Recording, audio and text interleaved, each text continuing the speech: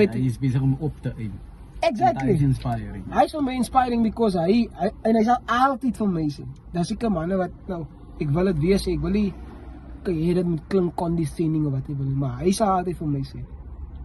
As ek hy tyd geweet het, wat ek nou weet, had ek al lankal gestop. Because die manne koop miskien 'n kus, drink 2, 10 van die ander bier is wat die verander. Ja. Maar die challenge wat ons nou het, nou, is ek is elke weekend nie behabe. En dan begin hy plekker raak live brother. Begin drinkie mense en whatever. Vra ek vir Oliver my behabe. Shout out om Oliver. Oliver Twist. Vra ek vir my broer.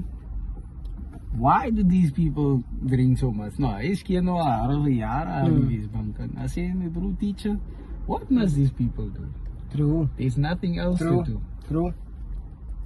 En dis ook Ek het die responsie, kyk jy nie almal is into sports soos ek is nie. Almal het nie sê, verstaan jy, almal het nie 'n ding wat hulle besig hou. And that's why ek gaan weer sê, ons kan nie sê die legacy van apartheid is nog steeds daar, it's there. Ek dink die ouens is however op ons.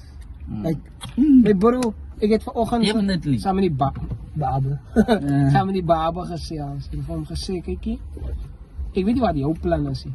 En ek complain oor die, niet complain, ek gesê die neighbors sometimes maak nou 'n bietjie geraas, wat ek al. Unfortunately, as in 'n gemeenskap is jy in 'n kompleks. As jy iemand kan bel, praat gou hier op. Sometimes weet jy nie hoe mense jou Captain ko praat gou hier. Jy weet nie hoe mense jou gaan jou woorde gaan vat nie. En sometimes to his point, and I'm not justifying alcohol abuse, obviously. But if you think about it, jy wat nou luister, nee, vind vir jouself iets wat jy kan doen met jou tyd. Want sport of musiek of letterkunde is net iets. Geloof iets. En kyk, drinking culture is so diep, nee, that even among sports, it's like elke gathering. En again, as jy wil drink is your choice. I'm not